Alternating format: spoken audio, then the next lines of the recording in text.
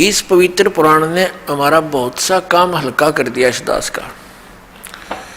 एक तो ये सिद्ध कर दिया कि ब्रह्मा और विष्णु और शिव और रुद्र महेश्वर जिसको कहते हैं ये भगवान नहीं है, ये ईश नहीं है।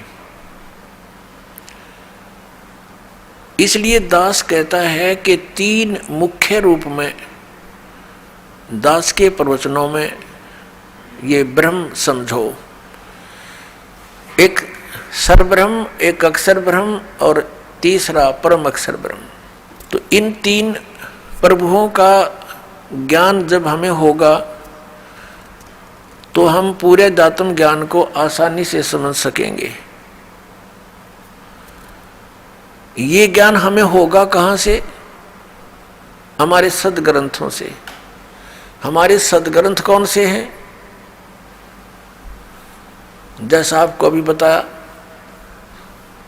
हमारे सदग्रंथ हैं, सदशास्त्र हैं, पवित्र पांचों वेद, ऋग्वेद, सामवेद, अथर्ववेद और यजुर्वेद, और पांचवा वेद सूक्ष्म वेद जो परमात्मा स्वयं आकर ज्ञान देता है। और ये हिंदू धर्म के गुरुजी बताते हैं पांचवा वेद महाभारत है। पांचवा वेद महाभारत, ये इनकी अपनी सोच है। ये पांचवा वेद महाभारत नहीं है। वैसे तो कितने वेद बना लो, ज्ञान अपने मर्जी से, जैसे बोध माने ज्ञान ही होता है। 18 बोध 18 ज्ञान ये पुराण है। 18 बोध अलग हैं और उनमें से एक बोध पुराण है, और पुराणा के फिर 18 विभाग हो गए। इस प्रकार हमने इस तत्व ज्ञान को समझना है। प्रसंग चला है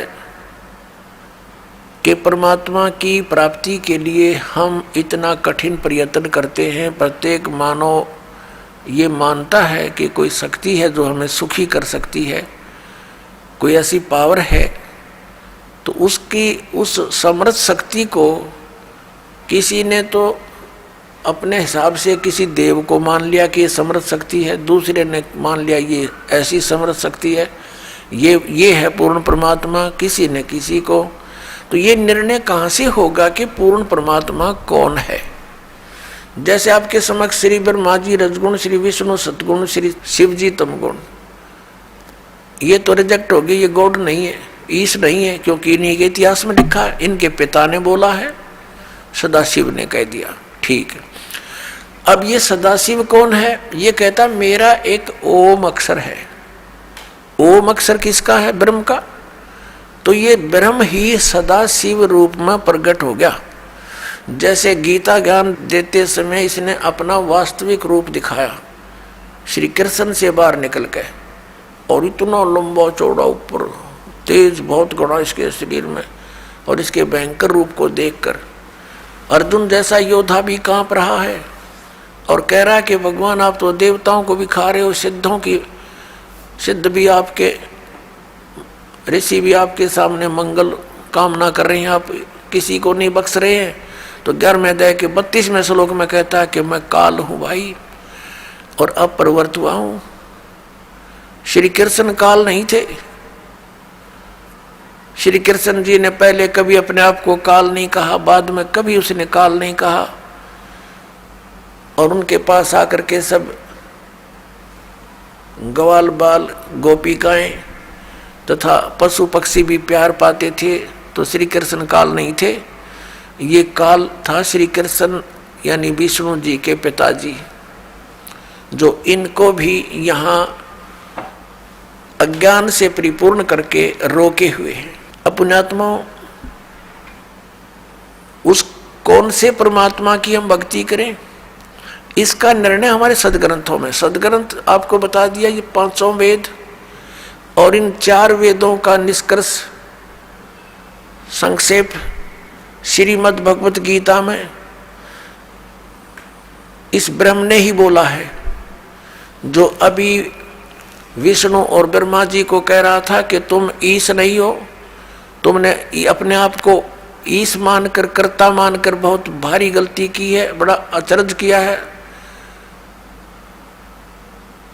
असंभव बात की है तुमने, कही है तुमने, तो ये भगवान नहीं है, ये तो क्लियर हो गया। और ये गीता ज्ञान दाता यही है, ब्रह्म है, सरपुरुष है, श्री कृष्ण में प्रवेश करके बोलता है। ये स्वयं कभी किसी के समक्ष नहीं आता, इसने प्रतिज्ञा कर रखी है।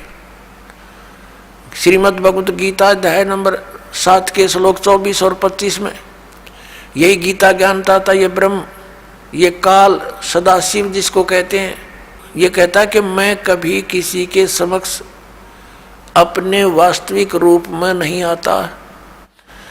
मुझ अव्यक्त को यह व्यक्तिम आपनम मनन्ते,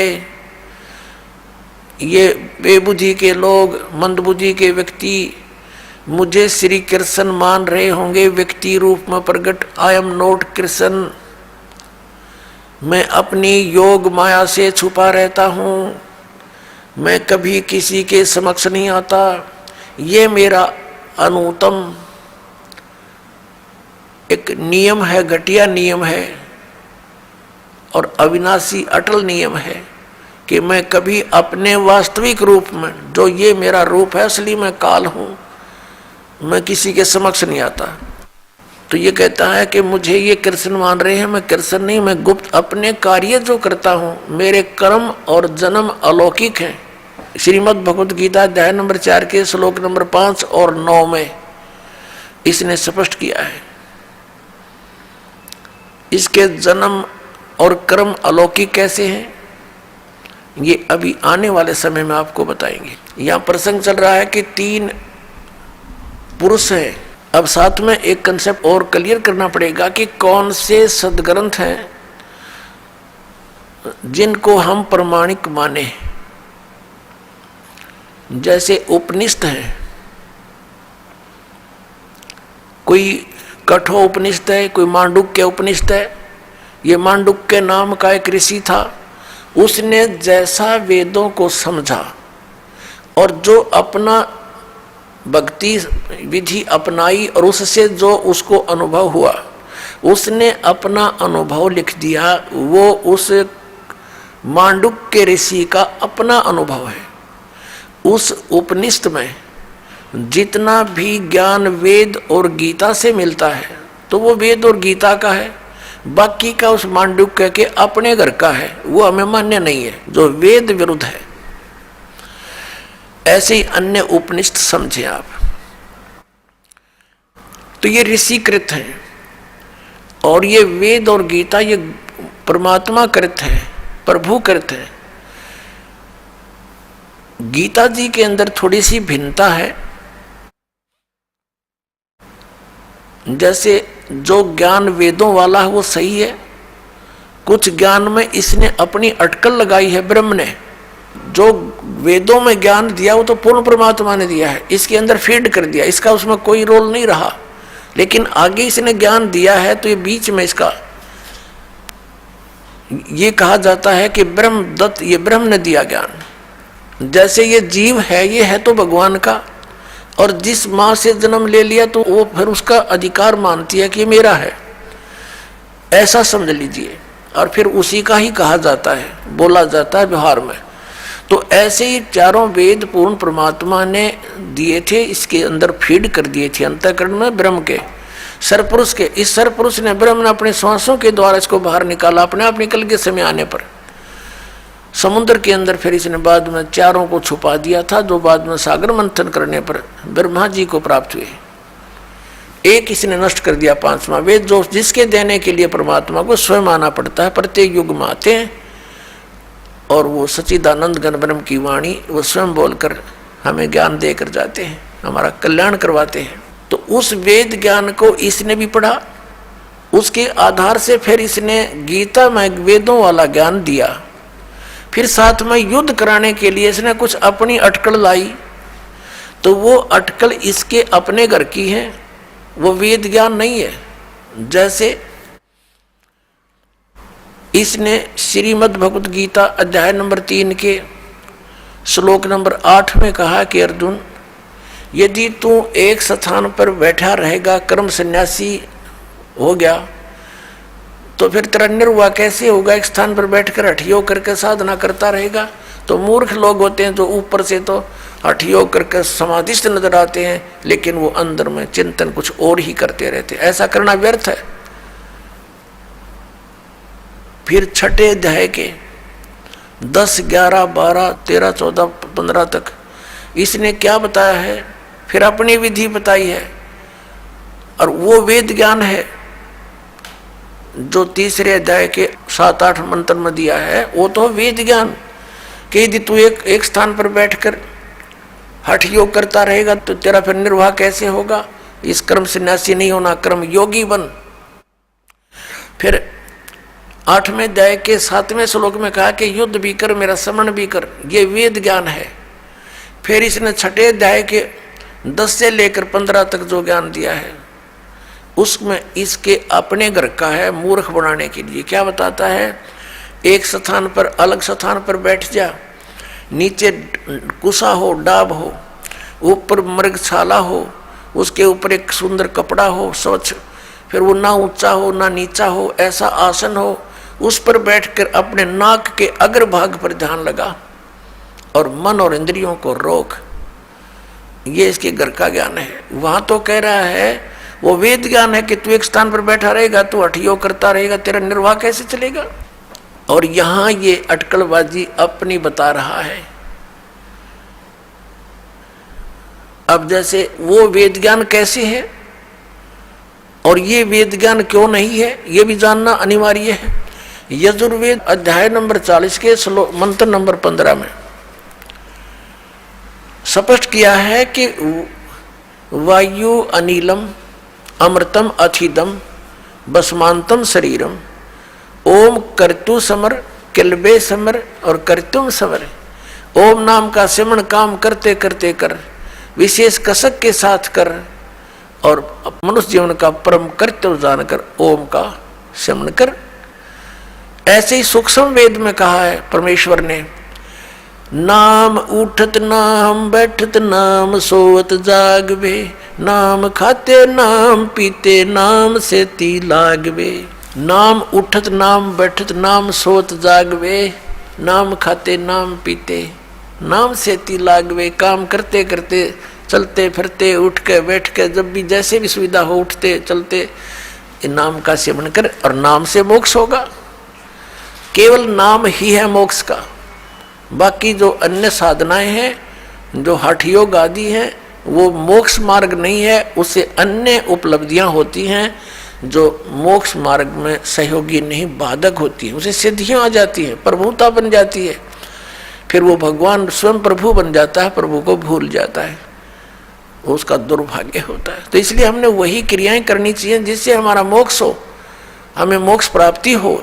अब यहाँ प्रसंग चल रहा है, हम उसी पर आते हैं कि जो वेदों वाला ज्ञान श्रीमद् भगवद गीता में है वो बहुत ज्यादा है। थोड़ी सी अटकल है इसकी अपनी। तो इसकी अटकल कैसी है? जैसे दूसरे अध्याय के 37 और 38 में एक बार तो कहता है कि अर्जुन तू सब लाभ हानि को भूल जा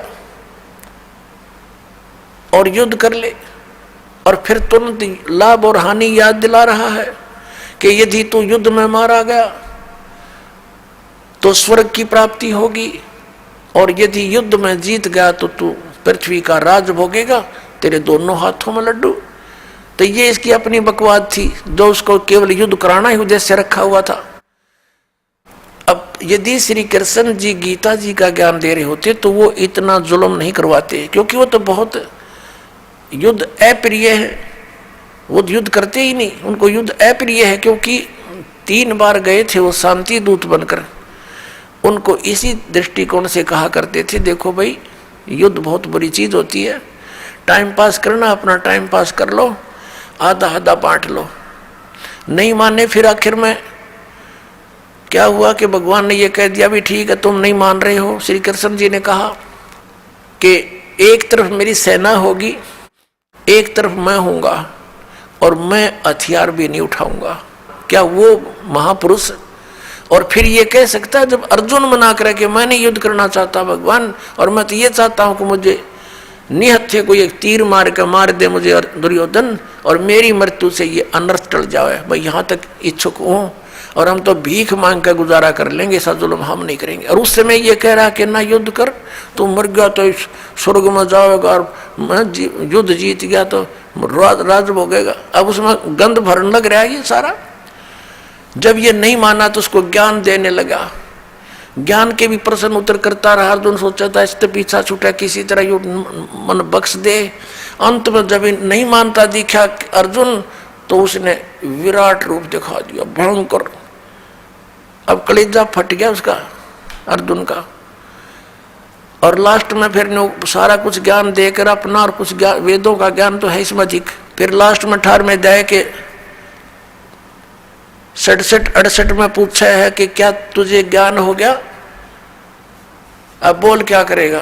अर्जुन बोला मैंने बहुत ज्ञान हो गया, मैं तो युद्ध करूंगा।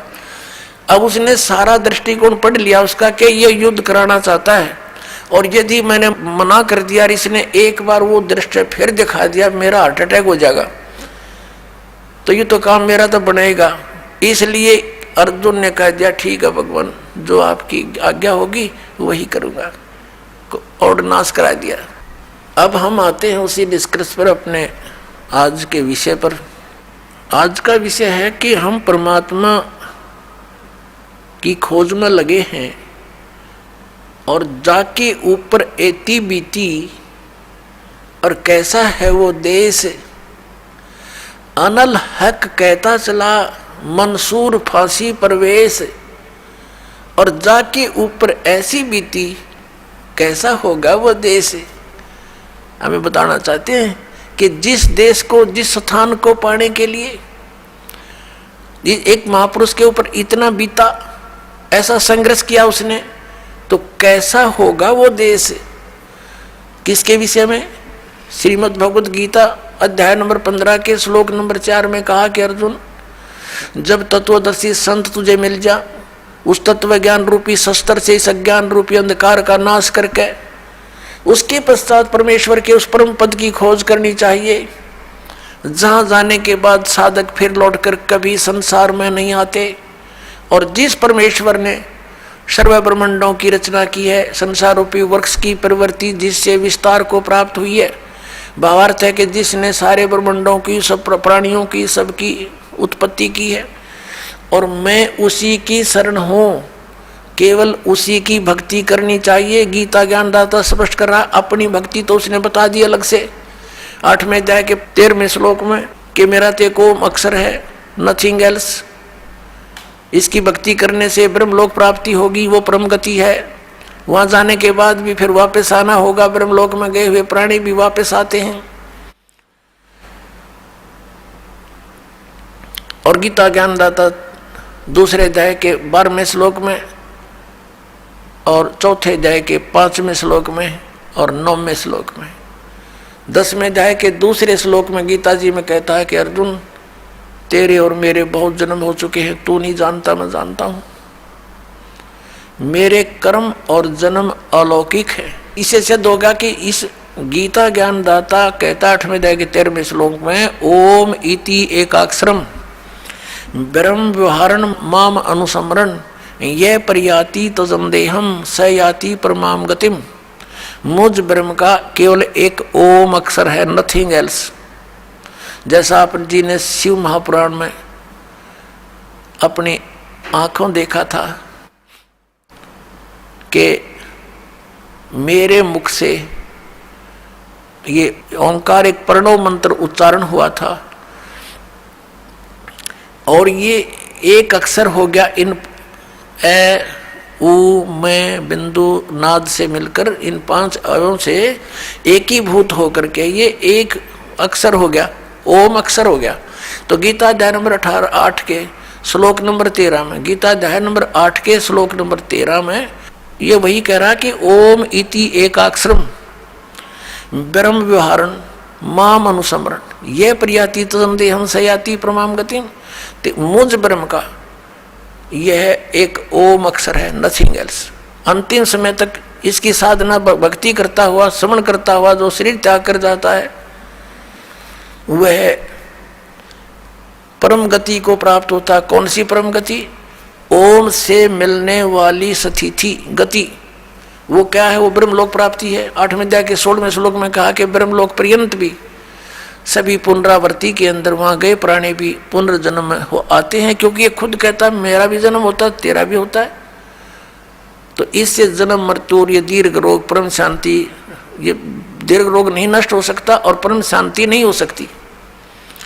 इससे ये भी सिद्ध हो गया कि गीता ज्ञानदाता वही है जो शिव महापुराण के अंदर ब्रह्मा और विष्णु को ये कह रहा था, और शिव को और महेश्वर को उनसे भिन्न है। वो कह रहा था कि तुम ईश नहीं हो, तुमने सब मुझसे ही कुछ विभाग प्राप्त किए हैं और तुम प्रभु बन बैठे। और फिर ये भी कहा कि मेरा एक ओम अक्षर है, 5 अणु से बना हुआ, ये एक ही भूत होकर के ये एक अक्षर ओम है, वर्ण है, ओम अक्षर है। तो इससे सिद्ध हो गया कि वही सदाशिव, वही काल ये गीता ज्ञान दे रहा है, जो श्री ब्रह्मा जी, श्री विष्णु जी, श्री शिव जी और महेश और रुद्र को कह रहा पुत्र हो तुम मेरे। ये उनका पिता है, इनकी माता दुर्गा है। अब यहां प्रसंग फिर लाते हैं हम कि कैसा है वो देश। कहते हैं अनल हक कहता चला मंसूर फांसी परवेश, जाके ऊपर ऐसी बीती कैसा होगा वो देश। जिसके ऊपर ऐसा शीश भी दे दिया, टुकड़े टुकड़े हो गया, तो कैसा होगा वो देश। उसके विषय बता है गीता ज्ञानदाता कहता 18वें अध्याय के 62वें श्लोक में कि अर्जुन तू सर्वभाव से उस परमेश्वर की शरण में जा, उस परमेश्वर की कृपा से ही तू परम शांति को और सनातन परम धाम को प्राप्त होगा। ओए होए, परम शांति और सनातन परम धाम। सनातन परम धाम जो सदा रहने वाला, शाश्वतम स्थानम, मूल पाठ में लिखा है शाश्वतम स्थानम। शाश्वत माने सदा रहने वाला, अविनाशी, और स्थान को, धाम को, लोक को, वो स्थान उसको प्राप्त होगा और वहां परम शांति होगी। इससे सिद्ध है गीता ज्ञान दाता से कोई अन्य है वो प्रभु, वो परमेश्वर, जिसकी शरण में जाकर साधना करने से, जिसकी साधना करने से वो परम शांति हो सकती है और वो स्थान प्राप्त हो सकता है जहां जाने के बाद साधक फिर लौटकर कभी संसार में नहीं आते। वो गीता ज्ञान दाता से अन्य है, भिन्न है। अब पुण्यात्माओं, हमारे जो पवित्र सदग्रंथ हैं वो कौन से हैं जिससे हमें निर्णय हो कि हु इज गॉड, परमात्मा कौन है, हु इज ही गॉड, वह परमात्मा कौन है।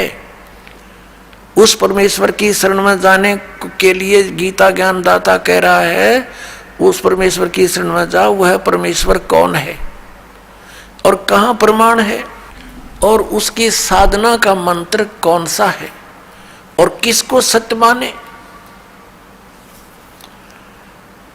श्रीमद् भगवत गीता अध्याय नंबर 16 के श्लोक नंबर 23 और 24 में कहा है, अर्जुन जो शास्त्र विधि को त्याग कर मनमाना आचरण करते हैं उनको न तो सुख हो, न उनकी गति हो और न ही उनको कोई सिद्धि प्राप्त हो सकती, अर्थात यूजलेस, व्यर्थ।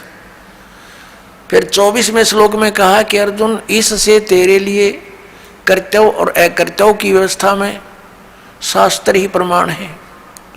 शास्त्रों में वर्णित विधि अनुसार ही साधना करेगा, उसी ज्ञान पर आरूढ़ रहेगा तो तुझे लाभ होगा, अन्यथा कोई लाभ नहीं। अपने आत्मा पवित्र हिंदू धर्म के धर्म गुरु आदरणीय शंकराचार्य जी माने जाते हैं। आदि शंकराचार्य जी जिसने ये 4 मठों की स्थापना की, उसके पश्चात फिर अन्य सुयोग्य शिष्यों को उस पर स्थापित करके स्वयं 32 वर्ष की आयु में आदि शंकराचार्य जी सवधाम चले गए थे। अब उन धर्म गुरुओं ने क्या बताया है हमारे को? उन्होंने हमें बताया है कि श्री ब्रह्मा जी, श्री विष्णु जी, श्री शिव जी ये अजरो अमर हैं, ये सर्वशक्तिमान हैं। श्री विष्णु जी ही श्री कृष्ण और श्री राम रूप में अवतरित हुए, जन्म हुआ उनका यहाँ पर, उन्होंने जो लीलाएं की उनके वो गुणगान किया करते हैं। और फिर उनसे कोई पूछता है, जैसे पूछा ही करते थे हम भी पहले, प्रश्न करते थे क्या रजगुण ब्रह्मा जी, सतगुण विष्णु, तमगुण शिव जी हैं? वो कहा करते हाँ रजगुण ब्रह्मा जी हैं, सतगुण विष्णु जी हैं, तमगुण शिव जी हैं। और रजगुण ब्रह्मा जी उत्पत्ति करते हैं और सतगुण विष्णु जी हमें हमारी यहाँ सतिथि रखते, बनाए रखते हैं, पालन भी करते हैं। और श्री शंकर जी संहार करते हैं, ये तमोगुण है। तब उनसे प्रश्न किया करते कि श्री ब्रह्मा जी, श्री विष्णु जी, श्री शिव जी ये किसकी भक्ति करते हैं? वो उत्तर देते थे कि भगवान विष्णु और शंकर श्री राम की भक्ति करते हैं। कोई कहता है कि श्री शंकर जी के आराध्य देव विष्णु जी हैं, कोई कहते हैं श्री विष्णु जी के आराध्य देव शंकर भगवान हैं, ये इन्हीं की पूजा करते हैं। और यहाँ तक कहते थे कि राम तो शिव जी की भक्ति करता है, शिव जी श्री राम की भक्ति करता है। इसको उहाबाई का ज्ञान कहते हैं। आदि शंकराचार्य जो पवित्र हिंदू धर्म के जो धार्मिक गुरु माने जाते हैं, इनका विधान क्या है कि जीव ही ब्रह्म है, अयम आत्मा ब्रह्म, अहम ब्रह्मास्मि, तत्वमसि, प्रज्ञानम ब्रह्म, ये इनके चारों मठों के एक एक वाक्य हैं। और यही वाक्य उपासना के हैं, मोक्ष मार्ग बताते हैं ये। और ये भी कहते हैं कि ये चारों वाक्य उपनिषदों से लिए गए हैं। और फिर इनसे प्रश्न किया करते थे कि क्या वेदों वाला ज्ञान ही श्रीमद् भगवत गीता में है? संक्षेप में हाँ, ये स्वयं ही बताते थे कि चारों वेदों ऋग्वेद, यजुर्वेद, सामवेद, अथर्ववेद का संक्षेप में ज्ञान है श्रीमद् भगवत गीता, जो भगवान श्री कृष्ण ने बोला, इनका कहना था। और फिर इनसे प्रश्न किया करते थे कि श्री मद् भगवत गीता के अंदर जो वर्णित विधि है, हमें मोक्ष मार्ग बताइए। तो ये क्या बताया करते, गीता जी का पाठ करो नित्य, मोक्ष मार्ग बताते हैं ये, गीता जी का पाठ करो नित्य, एक अध्याय जितना भी कर सकते हो तुम्हारा मोक्ष हो जाएगा। फिर क्या कहा करते थे, हरे राम हरे कृष्ण, हरे राम राम राम हरे हरे, ये मंत्र जाप करो। इन्होंने कैसा विभाजन कर रखा है कि ओम नाम का जाप तो सन्यासी करते हैं और अन्य के लिए अन्य नमः शिवाय, ओम नमः शिवाय, किसी के लिए हरे राम राम राम हरे हरे, कृष्ण कृष्ण हरे हरे, ये मोक्ष कर देगा। पुण्यात्माओं, एक तरफ तो इन शंकराचार्यों जी का मानना है कि जीव ही ब्रह्म है, और दूसरी तरफ ये कहते हैं श्री कृष्ण भगवान स्वयं, कृष्ण श्री कृष्ण भगवान है स्वयं, श्री राम भगवान स्वयं। और फिर उदाहरण देते हैं कि एक समय, जिस समय द्रौपदी का चीर हरण हो रहा था, तो भगवान ने द्वारका से दौड़कर आकर उसकी लाज रखी। फिर उदाहरण देते हैं कि जैसे एक बार गज और ग्रहा यानी मगरमच्छ लड़ रहे थे, गज ने भगवान को पुकारा, भगवान नंगे पैरों दौड़ के आया, उसकी रक्षा की। और फिर ये भी उदाहरण देते हैं, ये बोले समाज को, अपने अनुयायियों को कहते हैं कि भगवान कैसे दयालु हैं कि श्री रावण को अंगद भी मार सकता था, हनुमान भी मार सकता था, लेकिन वो अपने हाथों से मारकर उनका उद्धार करना चाहते थे, उनको परम गति देना चाहते थे। ऐसे ही कंस को भी अपने हाथों से मारकर उसको परम गति दी, क्योंकि भगवान के हाथों से मरने से परम गति हो जाती है। अब पुण्यात्माओं, ये कोई बात हो इनकी? ये कोई ज्ञान है? कोई आधार है इनके ज्ञान का? एक तरफ तो कह रहे हैं जीव ही ब्रह्म है, तुम ब्रह्म, तुम स्वयं ही परमात्मा है। जैसे एक उदाहरण देते हैं, ये इनके इतिहास को दास ने पढ़ा, इनके सदग्रंथों को देखा, उदाहरण दे रखा है कि एक व्यक्ति, एक शिष्य गया गुरुजी के पास कि मैं किस देव की, किस भगवान की उपासना करूं, मुझे उसका ज्ञान कराइए। तो गुरुदेव ने बताया कि तू खुद ही भगवान है, तू ही परमात्मा है, तू अज्ञानता से अपने आप को जीव समझ रहा है, बस वो भगवान बन गया, उसको ज्ञान हो गया शिष्य को। वाह भाई वाह, कितना सिंपल, कितना साधारण से ज्ञान हो गया। और फिर ये मंत्र जाप करते, हरे राम राम राम कृष्ण कृष्ण हरे हरे। फिर ये किस लिए? जब तुम ही जीव ही परमात्मा है, फिर ये किस लिए कर रहे हो? ये कीर्तन किसका कर रहे हो? भगवान का। भगवान तुम राम को भी मानो, श्री कृष्ण को भी भगवान मानो, और विष्णु जी भी भगवान, शंकर भी भगवान, नारायण भी भगवान थारे। और फिर नो के जीव ब्रह्म, और ब्रह्म को कहते हो तो सर्वव्यापक है, निराकार है, यानी आत्मा को कहते हैं कि ये आत्मा ही सर्वव्यापक है और परमात्मा कोई नहीं, जीव ही ब्रह्म है। फिर नो कहें कि उसका गज की रक्षा के लिए, हाथी की रक्षा के लिए भगवान दौड़े दौड़े आए। देख, सिर पैर नहीं इनके ज्ञान का। ये तो ऐसी कथा है इनकी जैसे एक दादी माँ अपने पोत्र पोत्रियों को शाम के समय सुलाते समय कथा सुनाया करती। एक बुढ़िया कथा सुना रही थी, बच्चे सो नहीं रहे थे रात्रि के समय।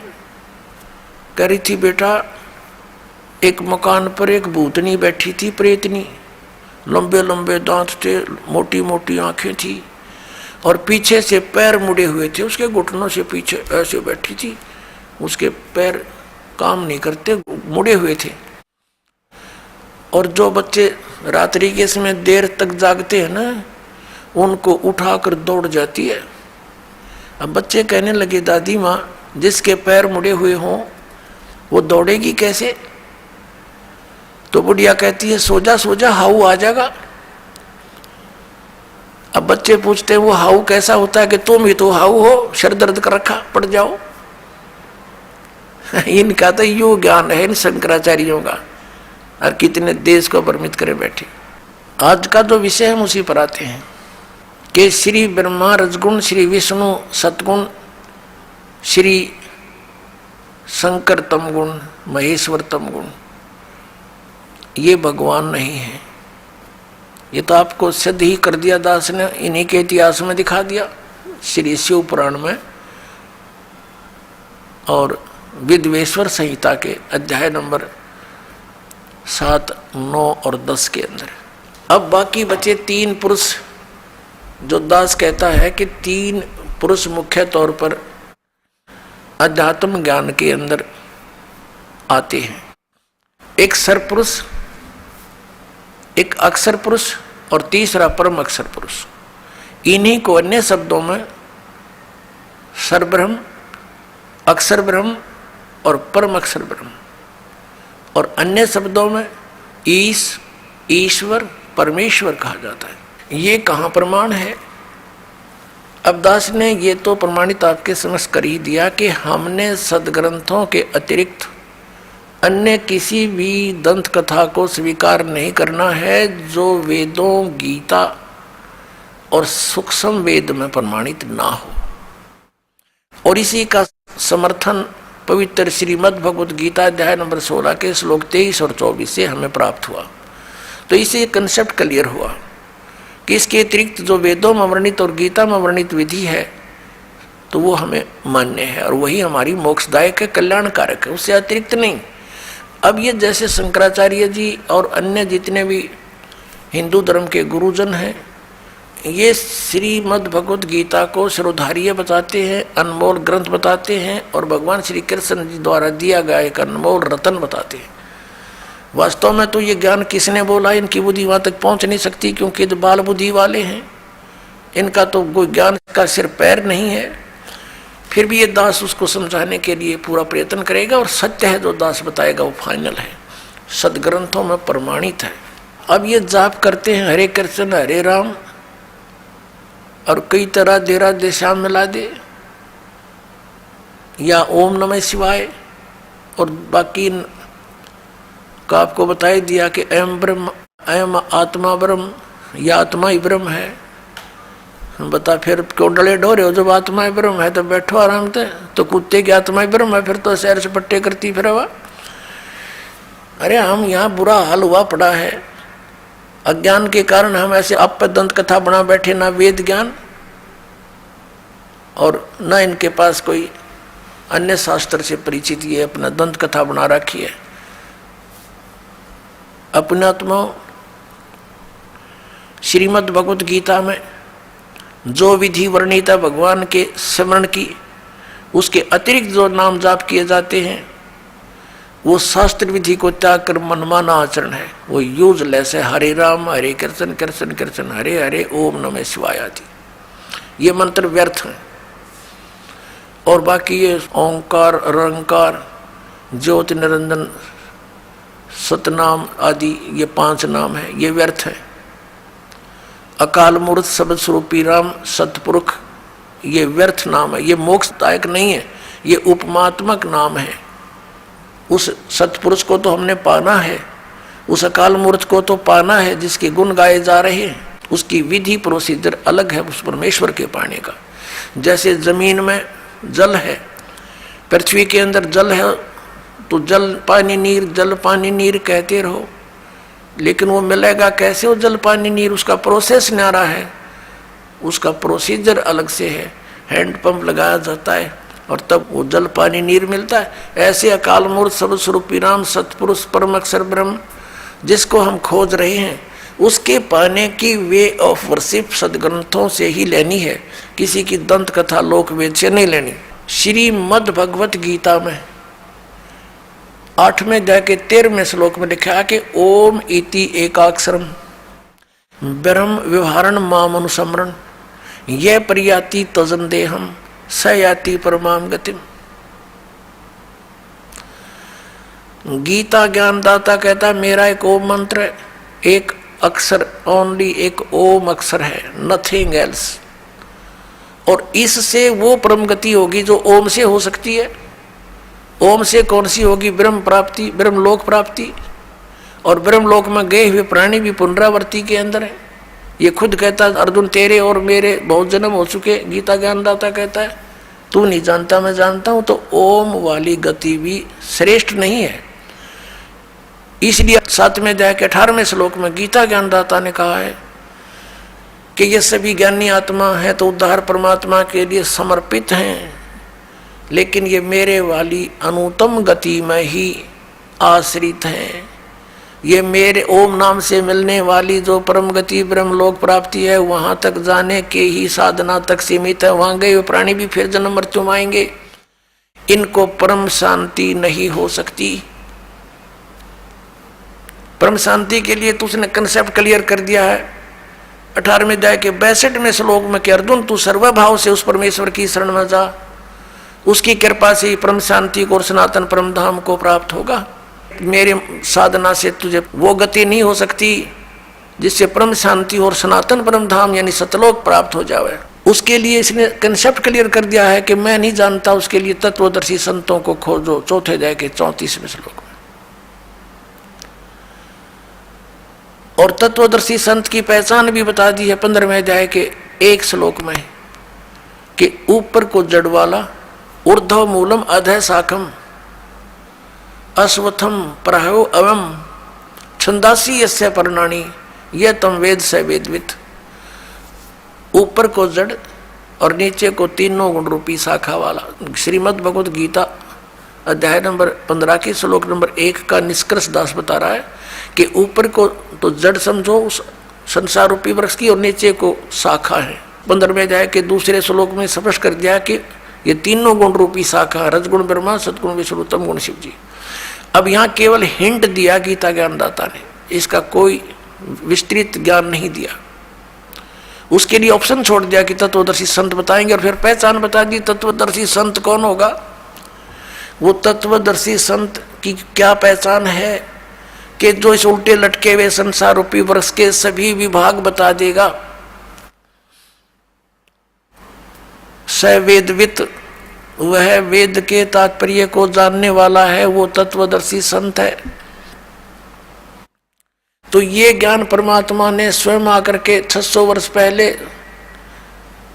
उस परम अक्षर ब्रह्म ने अपने मुखारविंद से बोलकर कबीर वाणी में, उस 5वें वेद में, सूक्ष्म वेद में बोला था। उस कबीर परमात्मा ने, उस धाणक कबीर ने, जुल्हाए कबीर ने, वो परम अक्षर ब्रह्म है, उन्होंने बोला था अक्षर पुरुष एक पेड़ है, निरंजन यानी सरपुरुष वा की डार, और तीनों देवा शाखा हैं ये पात रूप संसार। ये ज्ञान परमात्मा ने 600 वर्ष पहले दिया था। देखिएगा, ये उल्टा लटका हुआ संसार रूपी वृक्ष जानो। परमेश्वर कबीर देव जी ने, कबीर साहब ने, परम अक्षर ब्रह्म ने 600 वर्ष पहले ये ज्ञान दिया था कि अक्षर पुरुष एक पेड़ है और सरपुरुष वा की डार, और तीनों देवा शाखा हैं ये पात रूप संसार। जो जमीन से बाहर दिखाई देता है वो हिस्सा पेड़ कहलाता है, वृक्ष कहलाता है, और जड़ें गुप्त होती हैं, प्रोक्ष होती हैं, अनविजिबल होती हैं, लेकिन होती हैं। तो परमात्मा ने स्वयं आकर के ये ज्ञान बताया था कि इस संसार रूपी वृक्ष के सब पार्ट्स बताए थे। अक्षर पुरुष एक पेड़ है, ये तना समझो ये अक्षर पुरुष है, क्योंकि इसके ऊपर फिर सब शाखाएं और टहनी और पत्ते और फल लगते हैं। तो अक्षर पुरुष समझो तना है उसका।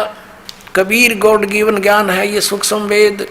कबीर अक्षर पुरुष एक पेड़ है, निरंजन इसको सरपुरुष भी कहते हैं, वह की डार, और तीनों देवा, रजगुण ब्रह्मा, सतगुण विष्णु, तमगुण शिव जी ये शाखा हैं, और पात रूप संसार ये तना है अक्षर पुरुष। इसके फिर एक मोटी डार निकली, इसको जानो सरपुरुष, ये ब्रह्म, सरब्रह्म भी कहते हैं इसको, सरपुरुष या सरब्रह्म।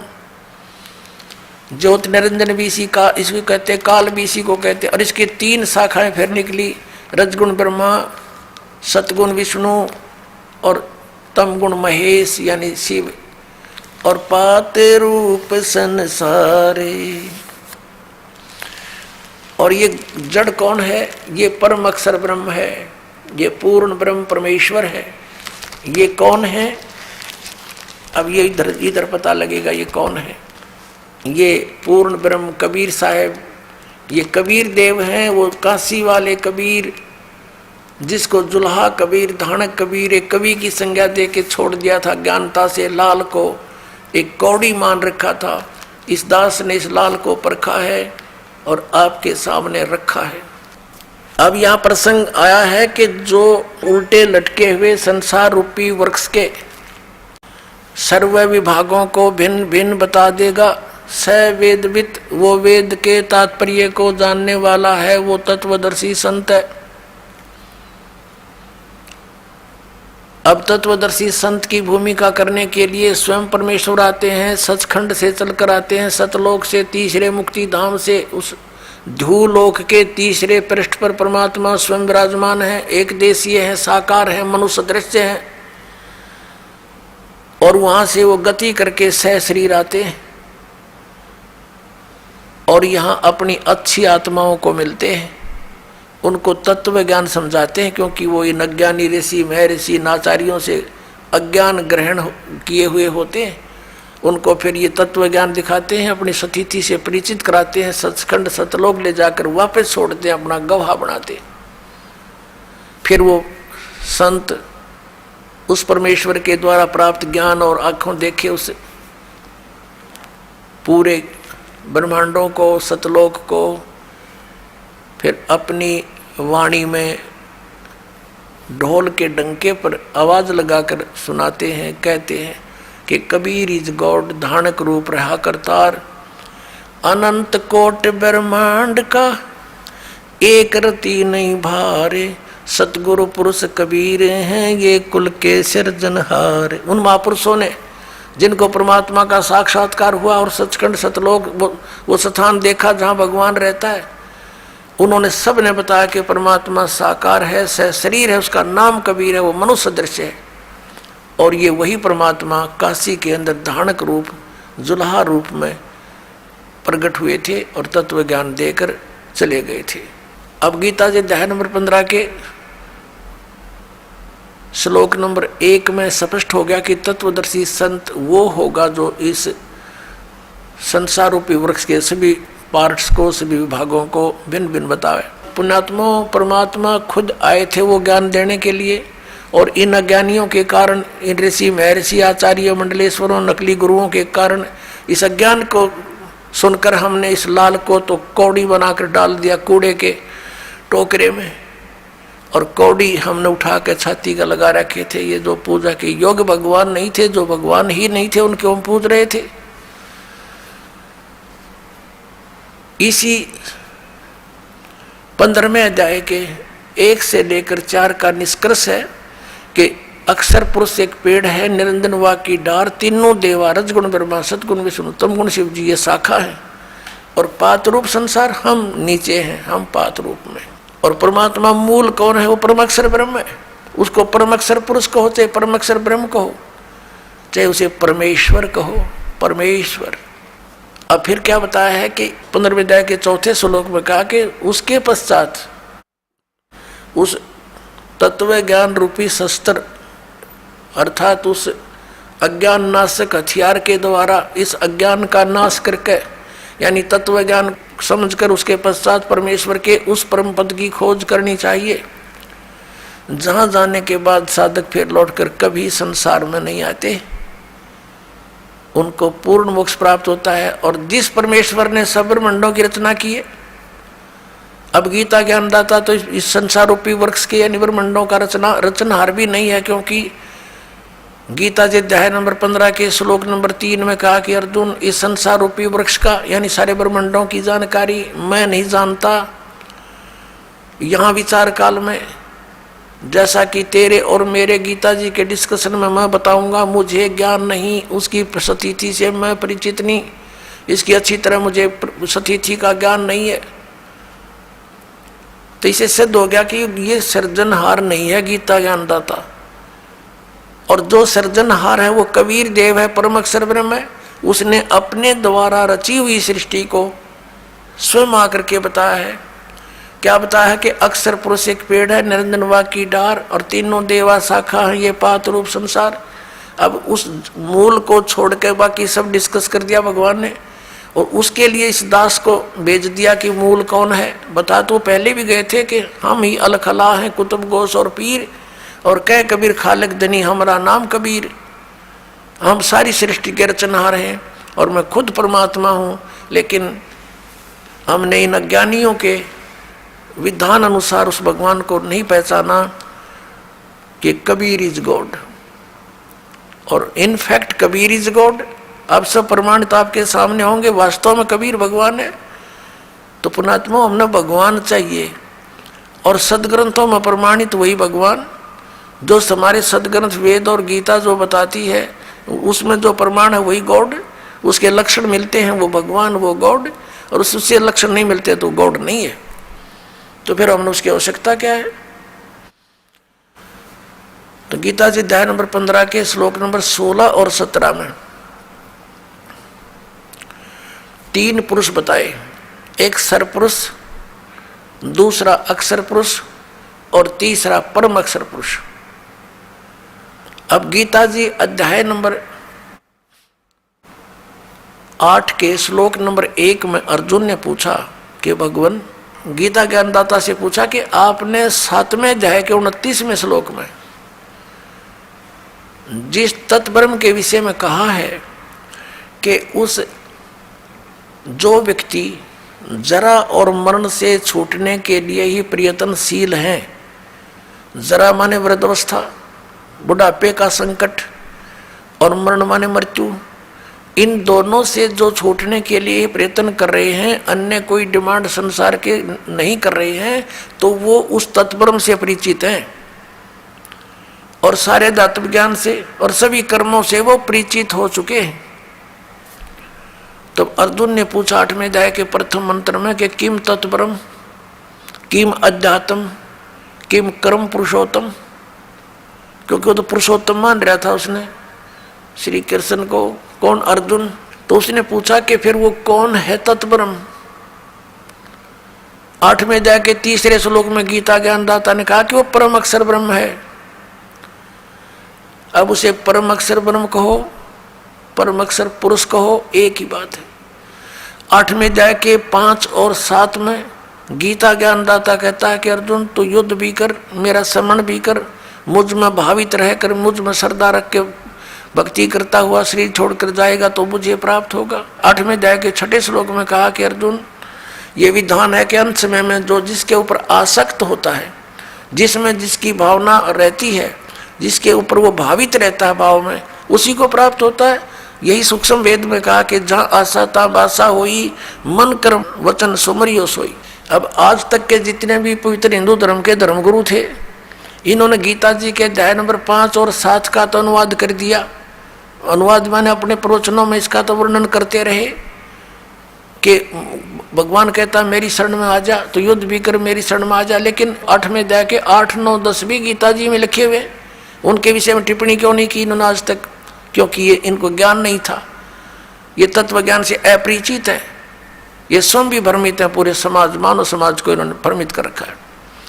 उसमें क्या कहा? 8 और 9 और 10 में कहा कि उस परम अक्षर ब्रह्म की साधना करने वाला उसी को प्राप्त होगा, उसकी साधना करने वाला उसी को प्राप्त होगा। उसके मंत्र के बारे में 17वें अध्याय के 23वें श्लोक में कहा कि उस सच्चिदानंद घन ब्रह्म के पाने का इस 3 मंत्र की साधना है, 3 मंत्र की का जाप करना है। ओम तत्सत इति निर्देश है ब्रह्मण तिर्विध समर्थ। ब्रह्मण माने सच्चिदानंद घन ब्रह्म का। इस ओम तत्सत ये 3 मंत्र का जाप 3 विधि से करने, स्मरण करने का है। 3 विधि है इसके स्मरण करने की। और ओम तो ये सरपुरुष का, सरब्रह्म का, ब्रह्म का कहो, ये तो सार्वजनिक रखा है। और तत् और सत ये सांकेतिक है, ये दास बताएगा इस पृथ्वी पर। इस दास के अतिरिक्त किसी के पास ये यथार्थ मंत्र नहीं है, और ना यथार्थ ज्ञान है आज तक किसी के पास नहीं था। या तो भगवान के पास था, भगवान ने जब स्वयं आकर बोला था, या उन महापुरुषों के पास था जो उनसे परिचित हुए थे, उसके पश्चात ये बिल्कुल लुप्त प्राय हो गया था। उसको पुनः जागृत करने के लिए इस दास की सेवा दी परमेश्वर ने। इस दास को भेजा है आप पुण्यात्माओं के तक इस सत संदेश को पहुंचाने के लिए।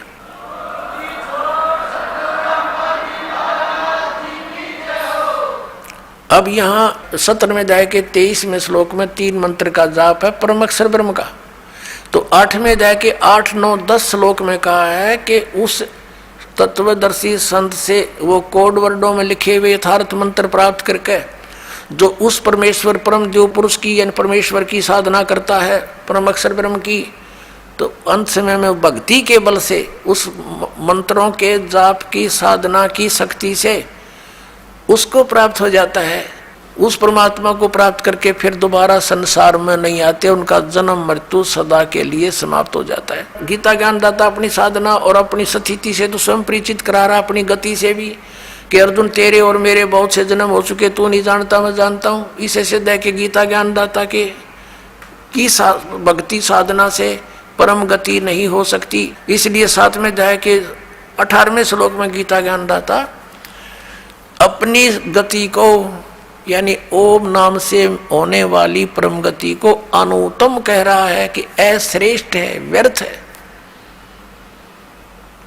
अपनात्माओं 15वें अध्याय के 16 और 17 श्लोक में 3 प्रभु गति क्लियर हैं, 3 पुरुष, एक सरपुरुष एक अक्षर पुरुष।